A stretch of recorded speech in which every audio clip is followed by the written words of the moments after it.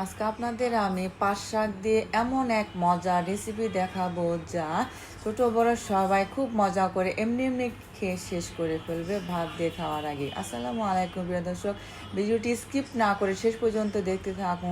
চলুন তাহলে দেখে নি ঝটপট। পাট শাক প্রথমে আমি ধুয়ে তারপর আমি কুচি কুচি করে কেটে নিয়েছি। কেচি দিয়ে আপনার বটি দিয়েও কাটতে পারেন। এখন আমি দিয়ে দিলাম 1 চা চামচ হলুদ গুঁড়া, আর দিচ্ছি 1 চা চামচের কম লাল মরিচ গুঁড়া, আর দিচ্ছি হাফ চামচের কম জিরার গুঁড়া, ধনিয়া গুঁড়া হাফ চা চামচের কম, দিচ্ছি স্বাদ মতো লবণ। লবণ বেশি দেওয়া যাবে না আগেই। তারপর দিচ্ছি 1 চা চামচ পরিমাণ আদা রসুন বাটা, আর দিয়েছি এখানে কাঁচামরিচ কুচি পরিমাণ মতো, ঝাল যে যেমন খান ওরকম দিবেন। আর দিলাম পরিমাণ মতো পেঁয়াজ কুচি, আর এখানে একটা বড় চামচ উঁচু করে নিয়েছি আমি চালের গুঁড়া। আপনারা একটু চালের পরিমাণটা এখানে বেশি দেওয়ার চেষ্টা করবেন, তাহলে খেতে ভালো লাগে, বেশি মুচমুচে হয়। আর দিচ্ছি একটা ডিম। ডিম ছাড়াও কিন্তু শুধু চালের গুঁড়া আর বেসন দিয়ে এটা তৈরি করা যায়। এখন আমি সব কিছু খুব ভালোভাবে মাখিয়ে নেব যেন এটা আঠালো আঠালো একটা পেস্ট হয়। এমন খুব মিহি করে কেটে নিতে হবে। মিষ্টি পাতা বড়া খেতে ভীষণ বেশি মজা লাগে, বাচ্চারা খুবই মজা করে খাবে যেহেতু তিতা পাট শাক খেতে চায় না। মাখানোর পর দিচ্ছি 1 টেবিল চামচ পরিমাণ বেসন। খুব ভালোভাবে আবার মাখিয়ে নিচ্ছি। আবার দিচ্ছি 1 টেবিল চামচ পরিমাণ চালের গুঁড়া। চালের গুঁড়াটা একটু বেশি দিলাম যাতে মুচমুচে হয়।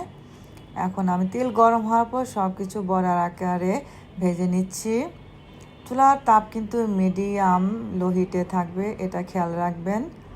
কিছুক্ষণ হওয়ার পর আমি একটু ঝাঁকিয়ে দিচ্ছি। এক পাশ হয়ে যাওয়ার পর আমি উল্টিয়ে দিচ্ছি।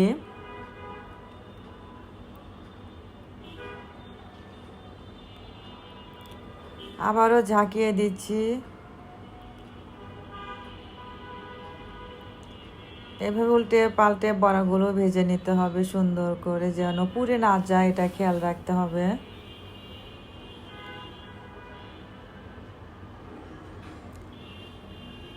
যে বড়াগুলো হয়ে গেছে সেগুলো আমি একটা একটা করে তুলে নিচ্ছি। এগুলো উঠাতে উঠাতে বাকিগুলো হয়ে যাবে। এ পর্যায়ে কিন্তু চুলার তাপটা আরও কমিয়ে দিতে হবে, তা না হলে কিন্তু উঠাতে উঠাতে পুড়ে যাবে, এটা খেয়াল রাখবেন।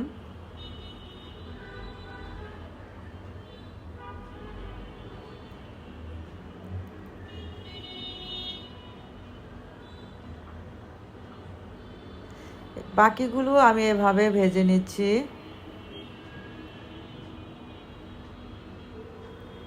এগুলো হয়ে গেছে, এগুলো আমি তুলে নিচ্ছি। খুব সহজে অল্প সময়ের মধ্যেই তৈরি করে ফেলা যায় এই বড়াটা। এই তো পাট শাকের বড়া রেডি। গরম ভাতের সাথে কিন্তু এই বড়াটা খুবই মজা লাগে, আর এমনি এমনি কিন্তু একটা একটা করে খাওয়া শেষ হয়ে যায়, এতটা মজা। শুধু আপনারা একবার বাসায় বানিয়ে খেয়ে দেখবেন। আর বাচ্চারা যেহেতু পাট শাক খেতে চায় না, এভাবে যদি আপনারা মিষ্টি পাতাটা দিয়ে তৈরি করে দেন তাহলে কিন্তু ওরা খুবই মজা করে এই পাট শাকের বড়াটা খেয়ে ফেলবে। আশা করি আমার এই পাট শাকের বড়া রেসিপিটি আপনাদের কিছুটা হলেও ভালো লাগবে। আর ভালো লাগলে আমাকে লাইক দিন, সাবস্ক্রাইব করুন, পাশে থাকুন। ধন্যবাদ সবাইকে। আবার দেখা হবে নতুন কোনো রেসিপি নিয়ে।